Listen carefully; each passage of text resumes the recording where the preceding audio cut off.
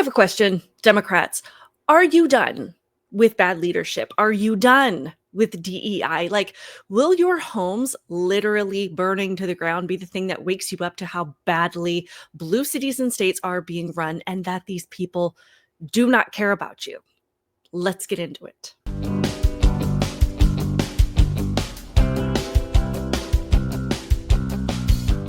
Welcome to my channel, Outspoken Samantha. I appreciate you being here, whether this is the first time you have clicked on one of my videos or you are a returning supporter. Do me a couple favors, hit the thumbs up button, and also help me to grow my channel and hit that subscribe button now.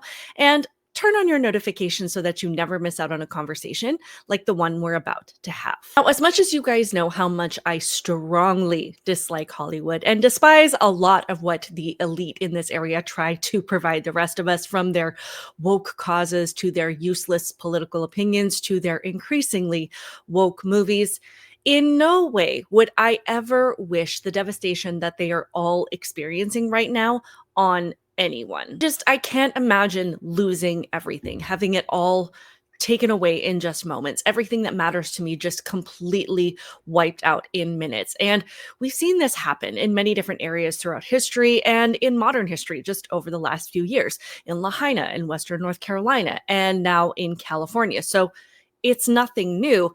And the fact that these incidents are nothing new, whether it be a hurricane on the East Coast or a fire or an earthquake on the West Coast, you would think that as we progress as human beings and our understanding of natural disasters increases, we could take more precautions and be doing more to prepare for these situations and doing everything we can to make sure that when they do occur, that the impact will be as minimal as possible. More than that, that's exactly what we should expect from the leadership in these areas, because yes, there are things that we can do as individuals to prepare for catastrophe as best we can. Leaders in these areas should be doing the jobs that they have because they will use their knowledge of what this area is prone to and use their power to influence policy and preparedness for the good of the entire community. And why is it the more that we progress, the worse these policies get and the worse our leadership does at the job that we elect them to do? Why are we becoming less able to handle these catastrophic events as they occur, despite the fact that we have more information and data at our fingertips than at any other time in human history? In LA, apparently, the firefighters have not been able to handle these fires largely because the fire hydrants have no water. None. How is that possible? What is most concerning to me is our first responders and our firefighters who are trying to battle this. There's no water in the Palisades. There's no water coming out of the fire hydrants. This is an absolute mismanagement by the city. It's not the firefighters' fault, but it's by the city. And I understand that it's not the fire department's fault, but why would it not be their first demand to go to the mayor and say, we don't have the water supply necessary to make sure that if a fire starts, we have what we need to get it under control?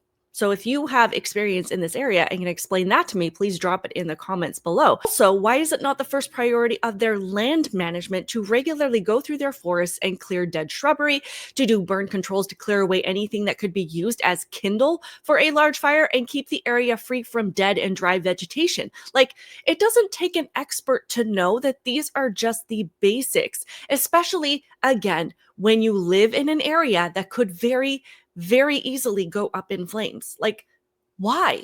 Because you can't tell me that the fire department has no input on these things whatsoever, because according to Kristen Crowley, the fire chief, they can put their time, energy, and resources toward the things that matter, but that doesn't seem to be the thing that matters to her. DEI seems to be what her focus is, and she seems to believe that if she communicates to the community that the fire department plans to reach certain quotas of women and hire a variety of ethnicities, that this is what people are going to appreciate as far as what they are putting their time, energy, and resources toward. Super inspired. She took time out of her already busy schedule to tell us about her vision for the department's future, one that includes a 3-year strategic plan to increase diversity. People ask me, well, what number are you looking for? I said, I'm not looking looking for a number. It's never enough. Out of 3,300 city firefighters, only 115 are women right now.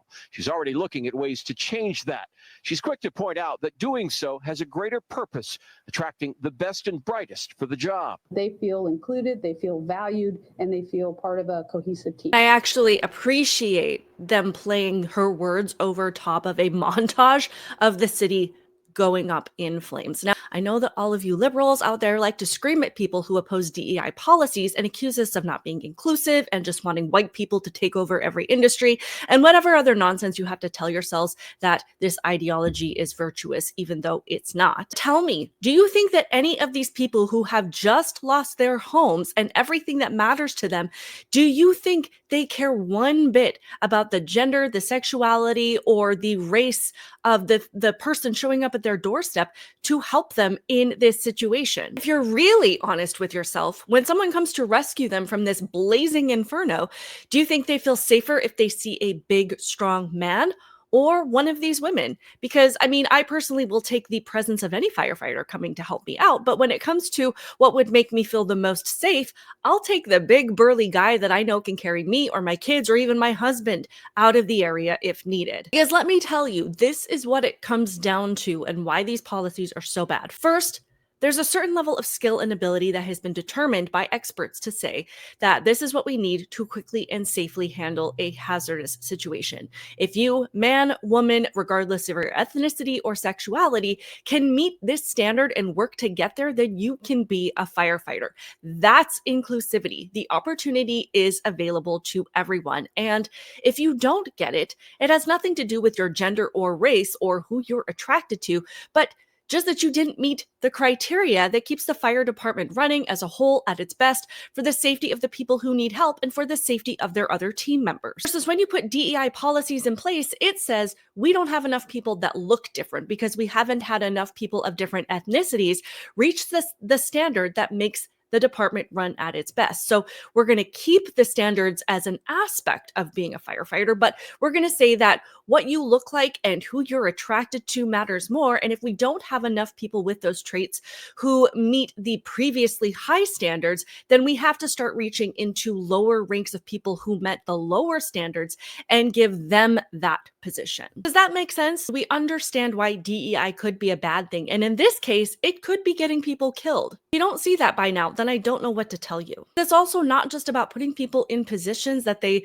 wouldn't have earned otherwise to meet that high standard of skill and ability, but it's also diverting time, resources, energy toward training for things that aren't actually going to help people save those in need and address a situation that is very stressful and chaotic. But not only that, for some reason, it seems to give people the idea that if they are in one of these leadership positions, especially if they are of a minority racial identity or sexual identity, that they don't ever have to admit wrongdoing for their poor job performance.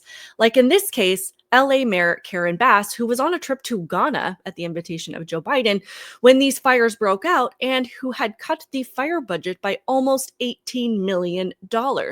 And when she was grilled about this, she had absolutely nothing to say. Citizens an apology for being absent while their homes were burning? Do you regret cutting the fire department budget by millions of dollars, Madam Mayor? Have you nothing to say today? Have you absolutely nothing to say to the citizens today? Elon Musk says that you're utterly incompetent. Are you considering your position? That just seems to be how the left operates these days. And for some reason, y'all accept it. If your terrible leaders don't want to answer your questions, like questions that you actually deserve the answers to, they are allowed to stay silent or just walk away entirely, or just say, I grew up in a middle-class family.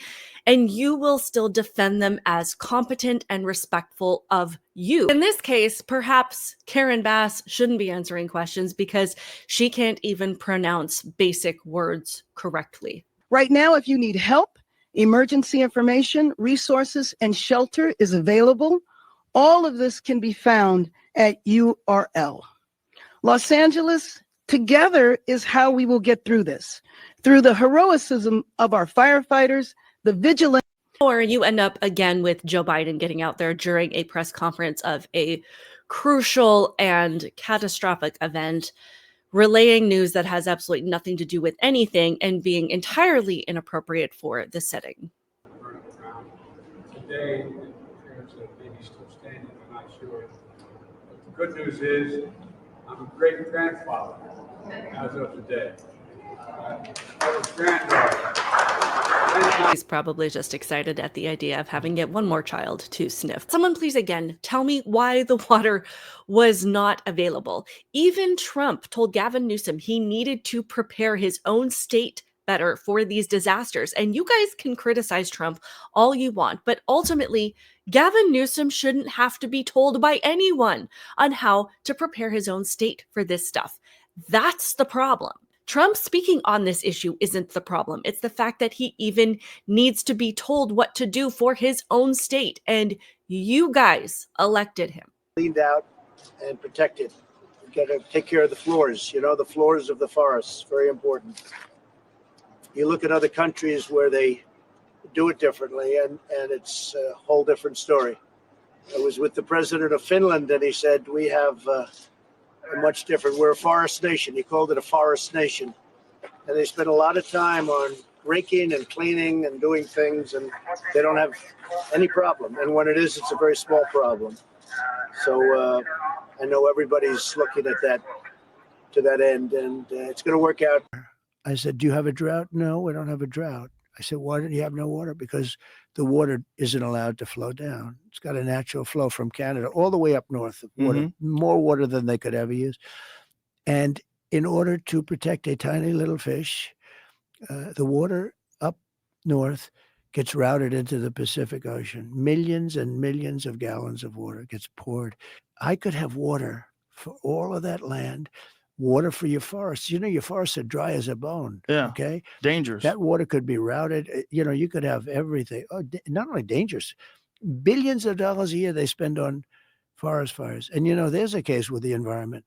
They're not allowed to rake their forests because you're not allowed to touch it. But this is the kind of crap that happens when you have people in charge who are far more concerned about politics and appearances than actually doing the job that they are elected to do and that they keep telling you that they're going to do. This was from 2021, where Gavin Newsom explained that wildfire preparedness will be better now that Biden is in office instead of Trump. What's different now is we are committed as a team, as a partnership with the legislature and other state agencies, including now the federal government, no longer a sparring partner, but a working partner.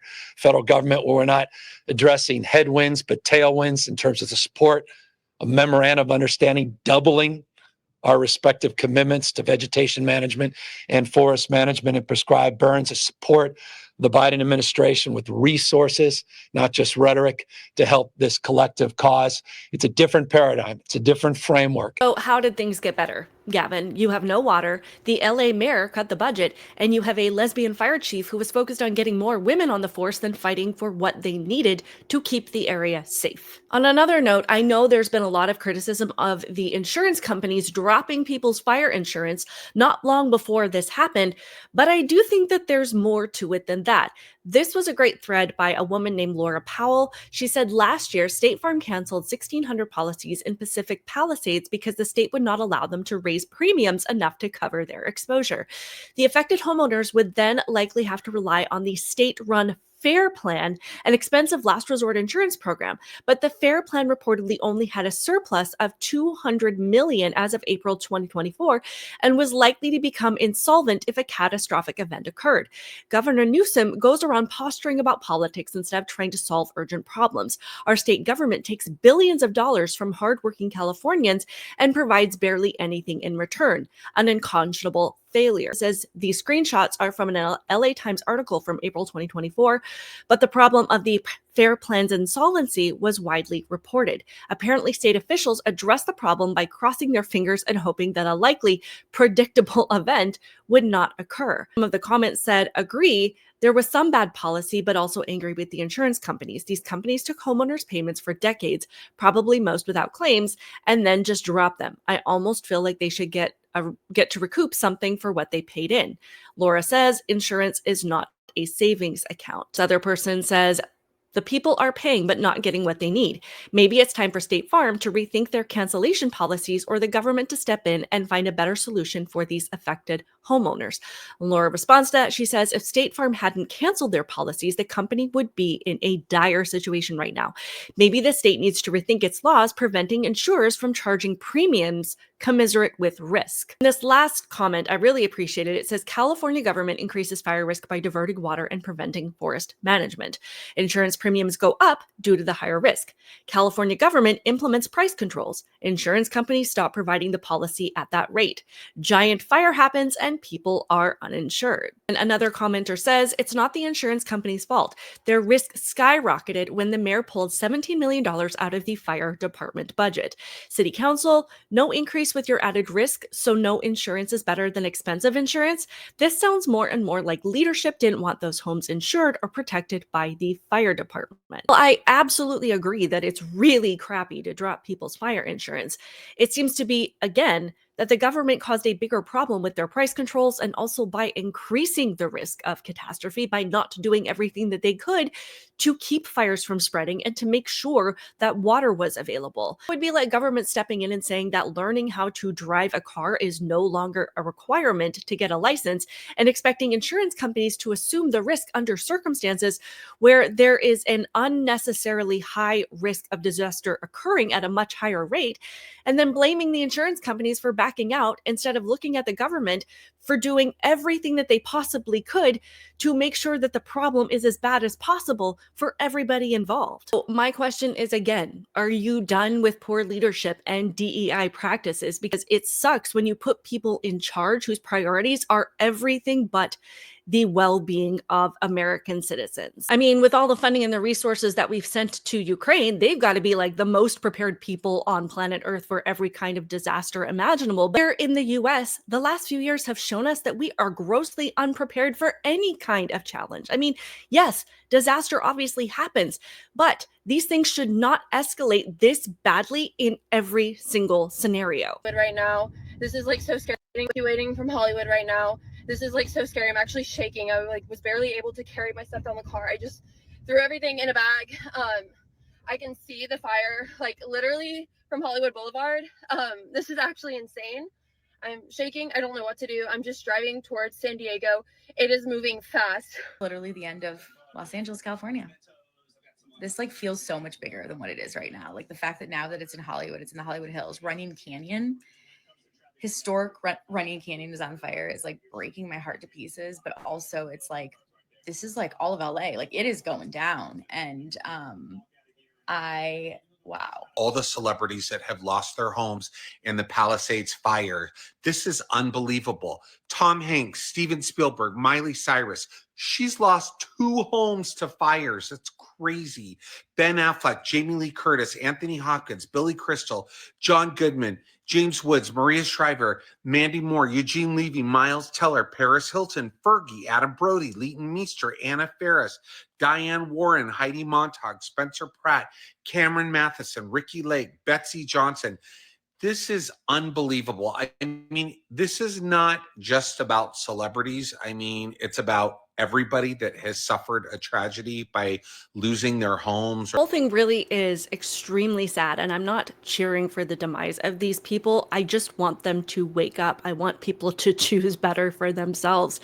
And I hope that they recognize that we are sad for them and that perhaps they will turn around and recognize some of the suffering that we have gone through as a nation, just as everyday people, because of poor leadership, because of these woke ideologies, because of things that are infiltrating our systems and making us much more incapable of taking care of our own country and our own communities. I'd love to hear all of your guys' thoughts on all of this in the comments below. Please be sure to hit that thumbs up button. Make sure that you are subscribed. I do have a goal of reaching 25,000 subscribers and would love your help in getting there. If you'd like to support my channel in other ways, there is a Buy Me a Coffee link in the pinned comment below.